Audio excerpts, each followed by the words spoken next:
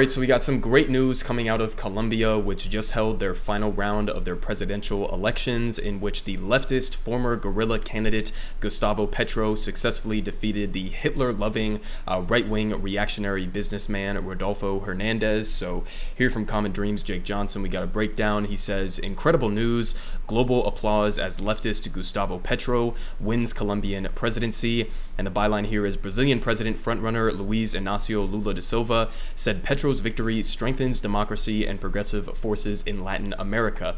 So we're going to get into some of the details here, but understand how much of a historic moment this is for the people of Colombia. You know, I understand that some socialists and communists within Colombia don't think that Petro is going to go far enough and that he's somewhat more of a social democrat, but we're talking about one of the most, if not the single most conservative countries historically within South America, a country that has had very deep ties and involvement from the U.S. State Department, the CIA, etc., that has been meddling in this country for decades and decades. And so this is really the first successful implementation of an actual somewhat leftist politician at the seat of the presidency. So it's a pretty important, in combination with the ongoing elections of other leftists within South America and Latin America generally. You have leftist governments in Honduras, in Mexico, Bolivia, Chile with the recent election of Gabriel Boric. You have, again, Lula da Silva storming to the finish line in Brazil, and now you have Colombia, and also you have Peru with Pedro Castillo. So this is just an absolute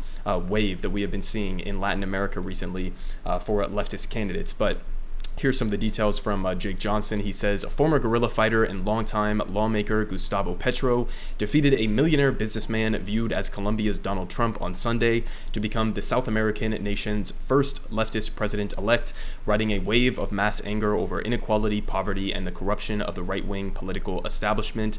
And they got a quote here saying, the government of hope has arrived. Petro, a former member of the M19 rebel organization that disarmed in 1990 and became an influential political party, told supporters gathered in Bogota, which I believe this is the region where he was a representative of before becoming the president.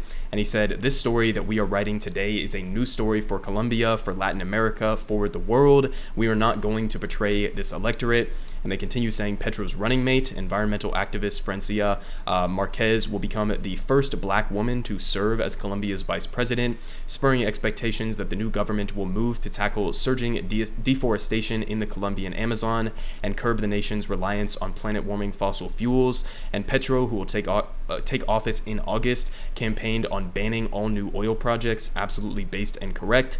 But they continue saying the leftist ticket's historic victory in a nation long dominated by conservative elites, including the current president Ivan Duque, was met with enthusiastic applause throughout the region and across the globe. And they continue here saying Petro's victory comes on the heels of widespread protests across Colombia in 2021, demonstrations sparked by a tax proposal from the Duque government that would have disproportionately hit the poor. And they say an estimated 39% of Colombians lived on less than $89 a month last year. So deep, poverty and inequality that has been rampaging throughout this country for years now under this right-wing establishment. And also a kind of important piece of context here, the guy who he was running against, Rodolfo Hernandez, the millionaire businessman who compared himself to Hitler and his supporters to a cult. That guy was actually not the candidate who was initially favored by the right-wing establishment that has been in power in Colombia. So the fact that you had this matchup between a fake right-wing populist and an actual left-wing populist in Gustavo Petro, it was really just a massive rejection of the overall neoliberal establishment that has dominated Colombian politics for decades. So on both sides, you had a choice here, kind of as if it was like a Bernie Sanders style politician going up against Donald Trump. You had those two options of populism, and it seems like they made the right choice here with going with the actual left-wing populist here. But they continue saying protests over the plan, which Duque ultimately withdrew, quickly ballooned into broader uprisings over the country's widespread poverty, systemic inequalities, and austerity.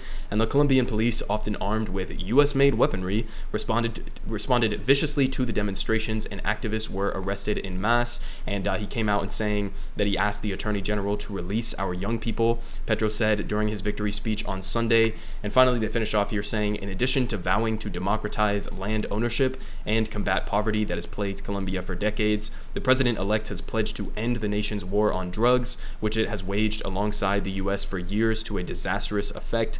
And Petro also campaigned on making Colombia's public universities free and accessible to all. So, I mean, listen, on the policy substance of this, I hope that he's able to get together a government coalition that is able to implement a lot of those, especially the land reforms, but also just general poverty measures that could be implemented in order to materially improve average people's lives within Colombia. But again, this is absolutely massive, not just for Colombia, but also in the broader picture of this massive resurgence, almost like a pink tide sort of thing that has been happening in Latin America over the last couple of years. Again, you have Luis Arce in Bolivia, who was elected as a rejection of their fascist coup that was led in part by the United States. Down in Bolivia, you have the election of Pedro Castillo in Peru. You have the election of Gabriel Boric in Chile. You have Maduro still in Venezuela. Now you have Gustavo Petro in Colombia. You have left-wing governments in Honduras, in Mexico as well. So it seems like there is somewhat of a broad coalition that is forming, especially if the largest economy in South America, in Brazil, successfully elects Lula da Silva as well. It seems like you have a massive coalition bloc that is forming right here that they could really use to their advantage in order to, push back against the exploitative trade policies with the United States, push back against U.S. imperialism and involvement in the region, and really just start to implement a lot of the overhauls to the economic neoliberal framework that has plagued a lot of these countries for decades. So nothing but solidarity with Gustavo Petro, nothing but solidarity with the Colombian people, and hopefully this does actually signify significant change in the material conditions of average people within Colombia.